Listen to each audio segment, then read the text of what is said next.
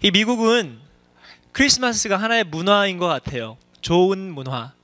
가족들이 만나게 되고 함께 좋은 시간을 보내고 선물을 주고받고 교회 내에서도 아이들이 준비했던 많은 것들을 발표하면서 또한 기쁘고 즐거운 그런 시간으로 되는 분명한 부분이 있습니다. 포지티브한 부분이 분명히 있지요. 추운 겨울에 우리의 마음이 따뜻해질 수 있는 그러한 시간이 될 수 있습니다. 그러나 우리가 분명한 것은 이게 전부가 아니라는 거죠.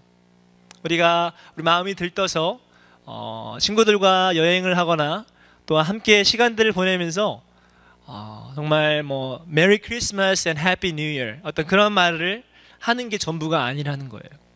오늘 예배를 통하여서 우리가 정말 하나님께서 나를 구원해 주신, 나를 왜 구원해 주셨는가, 얼마나 하나님께서, 예수 그리스도께서 값을 지불하셨는가, 그걸 통해서 내가 무엇을 얻었는가 하는 그러한 귀한 마음들 나누는 이 예배 되기를 축복합니다.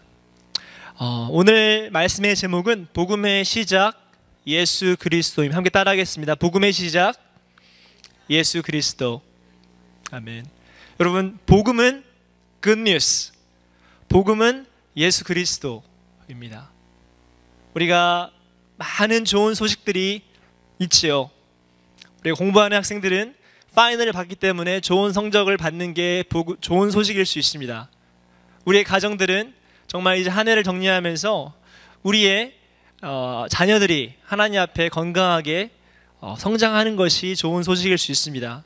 비즈니스 하시는 우리 분들은 정말 이것이 잘 기업이 되어서 하나님께 영광 올려드리는 것이 좋은 소식일 수 있습니다. 그렇지만 정말 모든 인간이, 저와 여러분이 기뻐해야 될 좋은 소식은 무엇인가, 복음은 무엇인가 하면 그것은 예수 그리스도.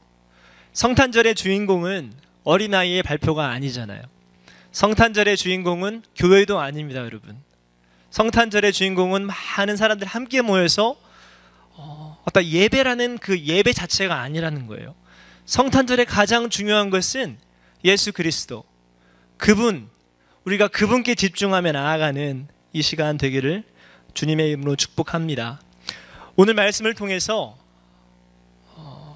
어떻게 예수 그리스도가 이 복음의 시작이 되었는가, 우리에게 기쁜 소식이 되었는가 살펴보고 함께 은혜를 나누는 시간 되기를 원합니다.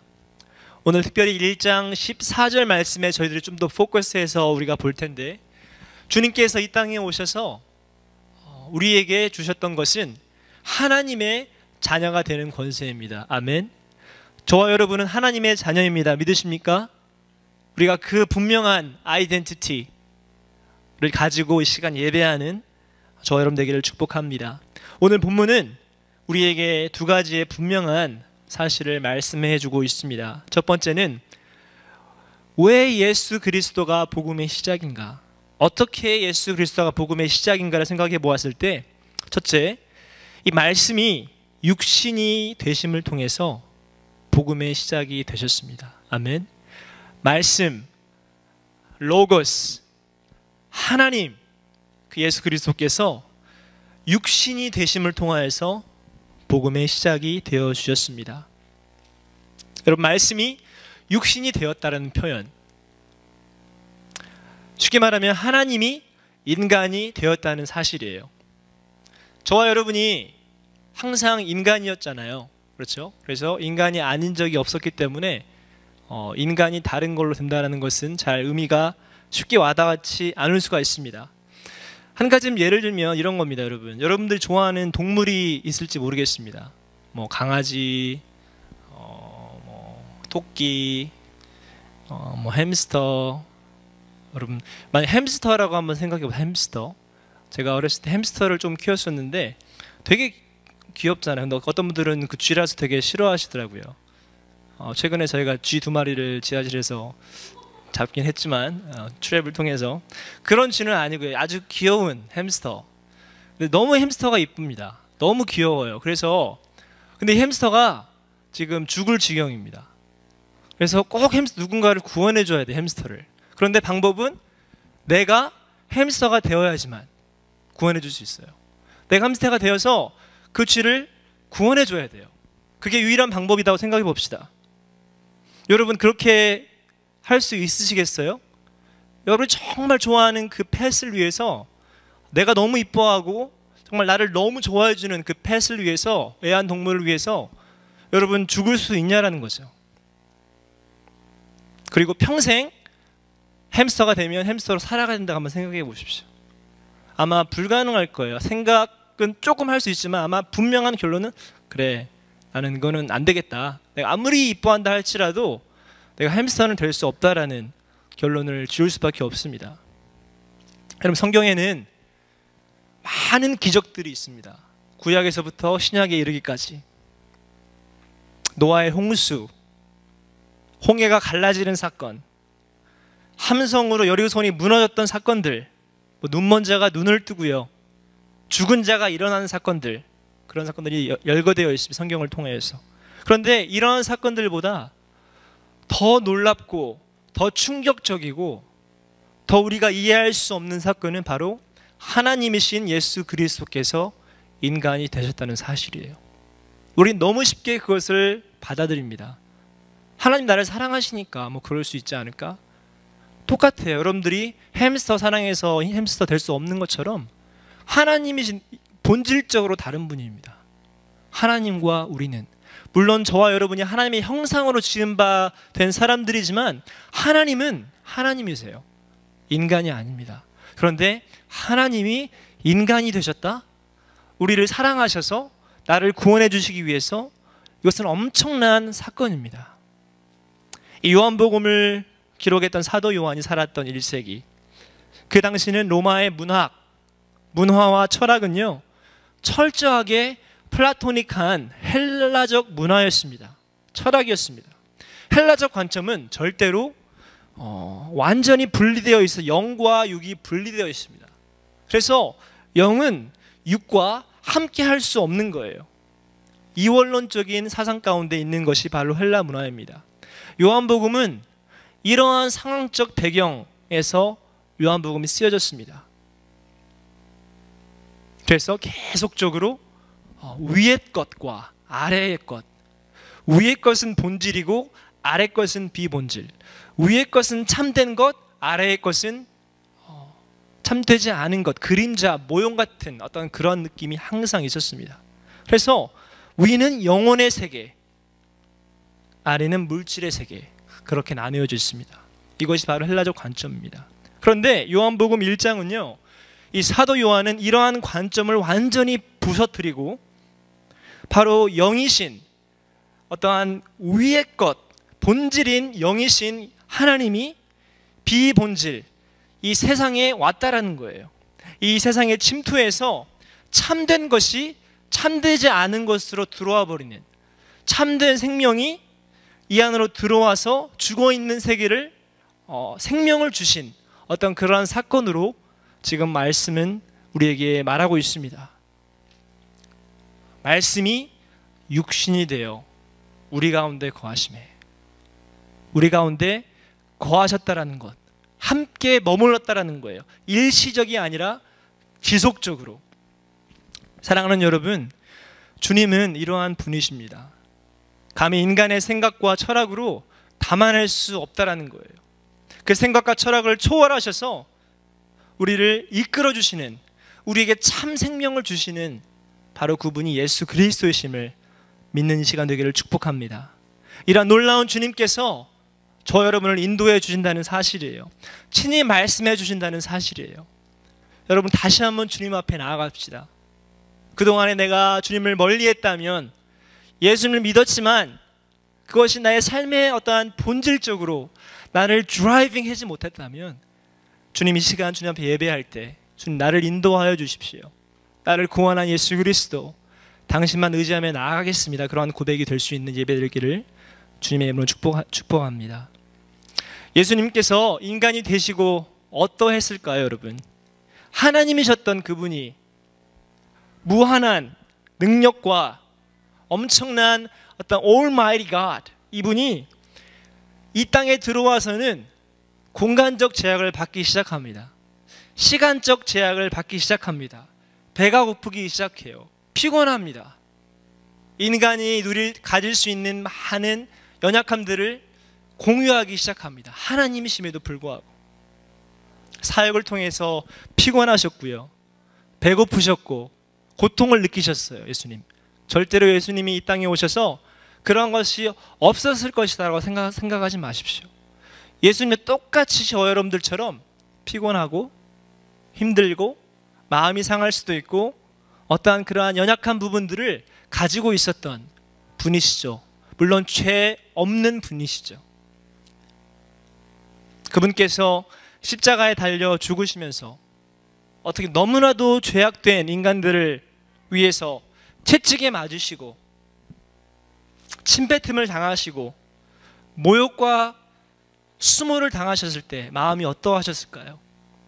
성경은 직접적으로 이 예수님의 마음을 표현하고 있지는 않지만 겟세마네 기도를 통해서 예수님의 마음을 우리가 엿볼 수 있습니다. 주님이 했던 기도, 할 수만 있거든 이 잔을 내게서 거두어 주옵소서. 그렇지만 내 뜻대로 마옵시고 아버지의 뜻대로 하여 주시옵소서 했던 기도. 할 수만 있거든 이 잔을 피하고 싶었습니다. 예수님은 할 수만 있거든 십자가에 달려 돌아가시는 것을 피하고 싶었습니다. 채찍에 맞고 싶지 않았습니다. 침뱉음을 당하고 싶지 않았습니다. 할 수만 있거든. 그런데 아버지께서 원하시면 내가 그 길을 가겠습니다. 바로 그분이 저 여러분을 구원한 예수 그리스도라는 사실입니다. 그가 찔림은 우리의 허물 때문이요 그가 상함은 우리의 죄악 때문이라. 그가 징계를 받음으로 우리가 평화를 누리고 그가 채찍에 맞음으로 우리는 나음을 받았도다. 이사야서 53장 5절 말씀입니다. 우리 때문에 그 2000년 전 사람 때문에가 아니라 저와 여러분 때문에 고통을 당하신 분이 바로 예수 그리스도입니다. 바로 그것 때문에 이 땅에 오신 하나님이십니다. 그러한 모습으로 30몇 년 동안 살아가셨습니다. 임시적으로 계신 것이 아니라 내가 햄스터를 위해서 그저 햄스터가 되어서 1년 정도 고생한 정도가 아니라 그분은 하나님이시지만 완전한 인간이 되셨습니다. 하늘로 승천하실 때 육체가 사라진 게 아닙니다. 그 모습 그대로 올라가셨고 다시 그 모습 그대로 재림하신다고 우리는 성경은 말하고 있습니다. 그렇기 때문에 말씀이신 하나님, 예수 그리스도가 인간이 되신 것은 저와 여러분에게 소망이 되는 거예요. 기쁨이 되는 거예요. 우리 안에 평안이 될 줄로 믿습니다. 고린도전서 15장 21절은 그분이 우리의 부활의 첫 열매가 되신다고 말씀하고 있습니다. 그분이 십자가에 달려 돌아가셨지만 예수님께서 십자가에서 고통을 당하시고 달려 돌아가셨지만 3일 만에 부활하심으로 인하여서 우리에게 첫 열매가 되셨습니다. 그분이 부활하셨기 때문에 저와 여러분이 부활하고 그분이 부활해서 영광으로 들어가셨기 때문에 우리가 그와 함께 영광의 모습으로 변화될 줄로 믿습니다. 지금의 모습 여러분 자신을 보면 어떻습니까? 만족하십니까? 이 정도면 괜찮지 않을까?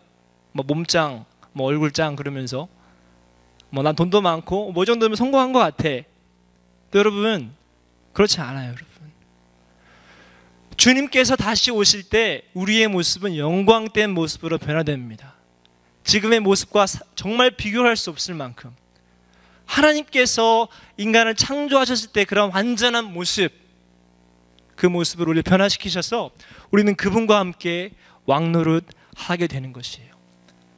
사랑하는 여러분, 우리 주님께 소망을 두고 살아가십시다. 주님께 나의 기쁨을 두고 모든 것을 주님께 의지하며 나아가는 저 여러분 되기를 축복합니다.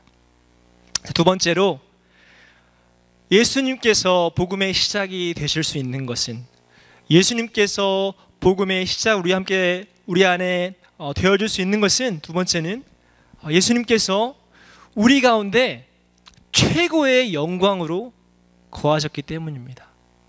최고의 glorious moment, 최고의 영광으로 우리와 거하셨다는 사실이에요. 여러분, 여기에서 거한다, 말씀이 육신이 되어 우리와 함께 거하심에 라고 할 때 거한다는 이 동사는 장막을 치다라는 의미입니다. Make tabernacle, make tent among us. 그렇죠? 그래서 장막을 치다라는 의미는 아는 것처럼 출애굽기 25장 말씀에 광야 생활을 통하여서 그들이 장막을 치며 하루하루를 살아갑니다. 장막을 치고 광야에 살아가다가 하나님이 가라 하시면 장막을 걷어서 또 갑니다.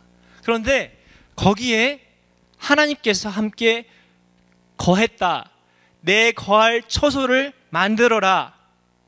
그렇죠? 그들 중에 거할 성소를 그들이 나를 위하여 짓되 라는 표현이 있습니다. I will dwell among them.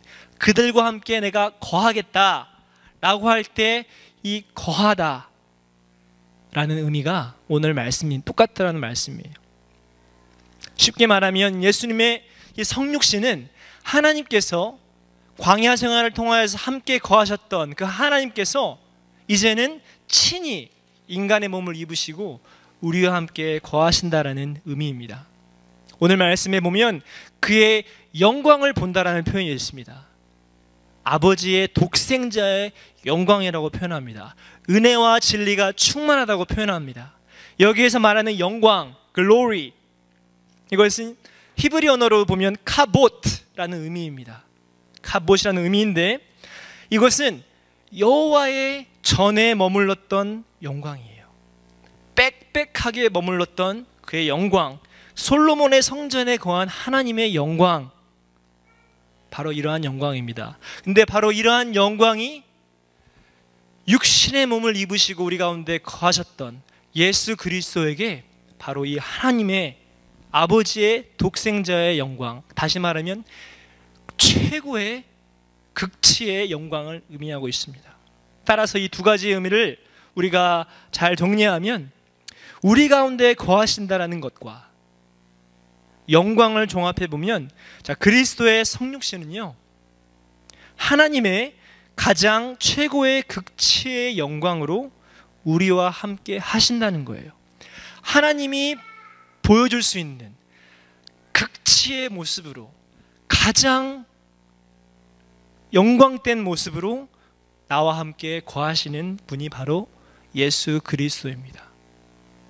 모세는 그 영광을 보지 못했어요. 보면 죽었기 때문에. 영광을 보여달라고 했지만 보지 못했습니다. 그런데 주님께서는 친히 몸소 오셔서 우리 가운데 영광된 모습으로 거하셨습니다. 바로 우리가 그분을 볼 때 아버지 독생자의 영광을 보는 거죠. 여러분 가운데 여러분이 좋아하는 최고의 스타가 있으십니까? 여러분이 정말 좋아하는 연예인이 될 수도 있고 정치인이 될 수도 있고 모르겠습니다. 그리고 그 사람하고 정말 내가 만나서 한 며칠만 좀 보내면 너무 좋겠다. 그 사람하고 1대1로 좀 차도 좀 마시고 이렇게 조금 얘기도 좀 해보고 밥도 먹고, 그러한 사람이 있으세요? 아마도 이 영 에이지일수록 연예인이나 그런 사람일 수도 있고 모르겠습니다.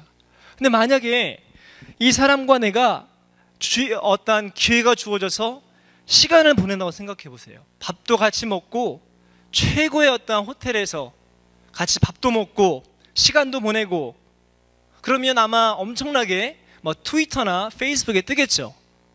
그 사람을 팔로우하는 사람들이 사진을 찍어서 올린다거나, 그러면 아마 우리의 어떤 사진들이 막 뜨기 시작할 거고, 아마 금세 그 페이스북에 방문자가 많아질 거고, 아마 그럴 수도 있습니다. 트위터를 팔로우들이 많아지기 시작하고요. 아마 꿈만 같을지도 모르겠습니다.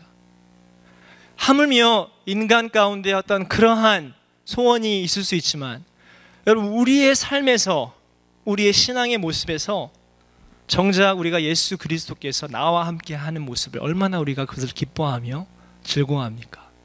인간이 보일 수 없는 최고의 영광, 인간의 어떠한 그 능력과 부와 재물로 표현할 수 없는, 살 수 없는 그 영광, 그 영광된 예수 그리스도께서 나와 함께 하신다는 그 기쁨 가운데 그걸 생각해 보면 우리는 축복된 자들일 줄 믿습니다. 하나님의 최고의 영광으로 저와 여러분의 삶에 임하는 거예요. 사랑하는 여러분, 예수 그리스도는 복음의 시작입니다.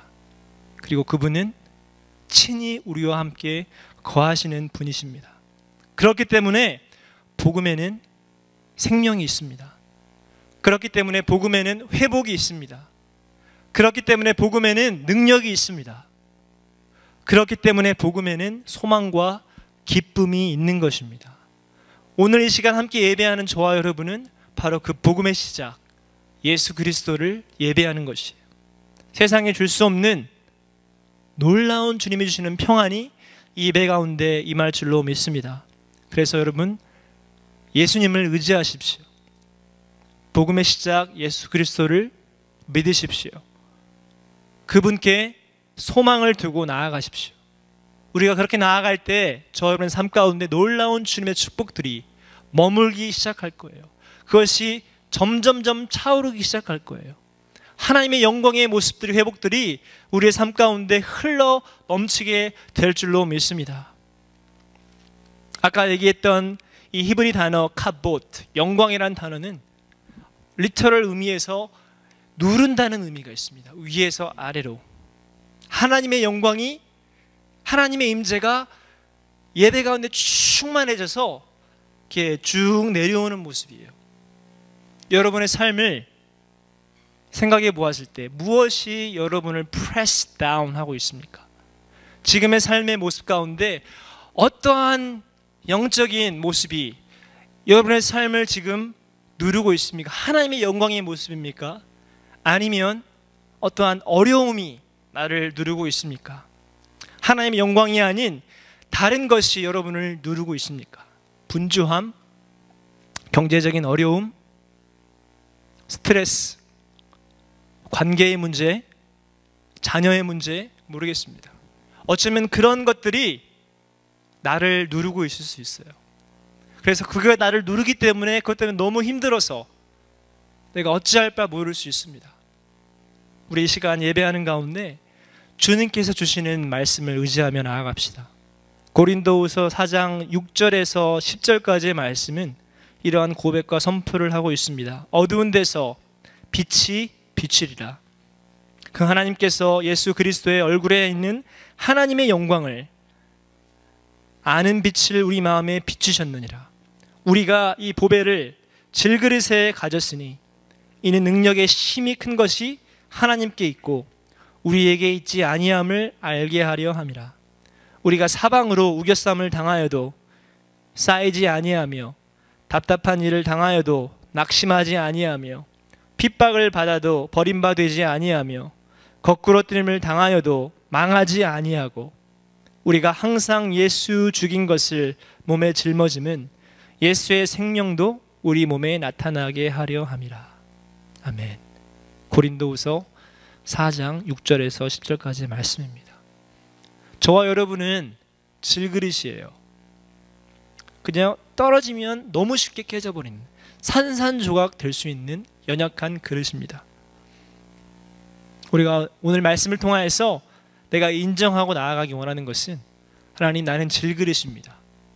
내가 아무리 힘을 쓰고 노력한다 할지라도 쉽게 상처받고 너무나도 부족하고 제한적이고 마음이 너그럽지 못하고 용서하지 못하고 내 욕심을 채우고자 안다라는 어떤 그러한 연약한 존재입니다.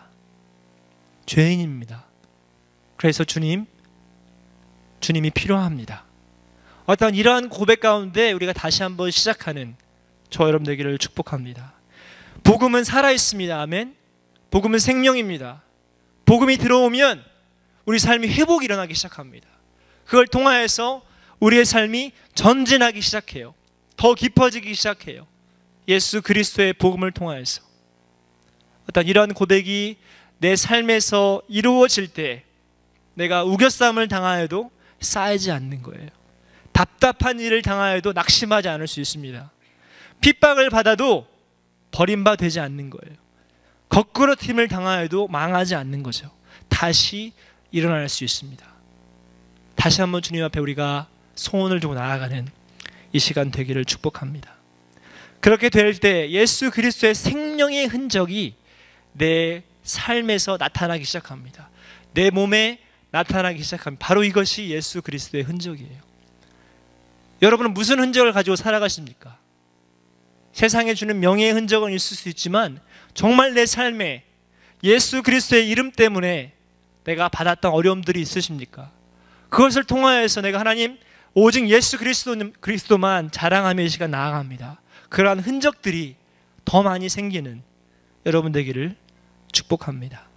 이 시간 함께 저희들 기도하도록 하겠습니다. 함께 저희들 결단하며 기도하는 것은 다른 것 없이 예수님 당신만 우리가 이 시간 바라보겠습니다. 내가 지난 2015년 살아가면서 하나님 예수님을 믿었지만 예수님을 알았지만 그분이 모든 것 되지 못했다면 이 시간 주님 다시 한번 그 예수 그리스도 복음의 시작, 내가 알파와 오메가라고 말씀하셨던 주님, 내가 시작과 끝이라고 말씀하셨던 주님, 예수 없이 복음은 없고 예수 없이 생명은 없고 예수 없이 회복은 없는 것이 우리 이 시간 그리스도의 성탄을 시간 예배하며 나아갈 때 다시 한번 그 주님의 은혜가 은혜와 진리가 충만한 예수 그리스도 바로 그분이 내 삶을 채울 수 있도록 함께 이 시간 주님 앞에 좀 간구하며 나아가도록 하겠습니다. 기도하겠습니다.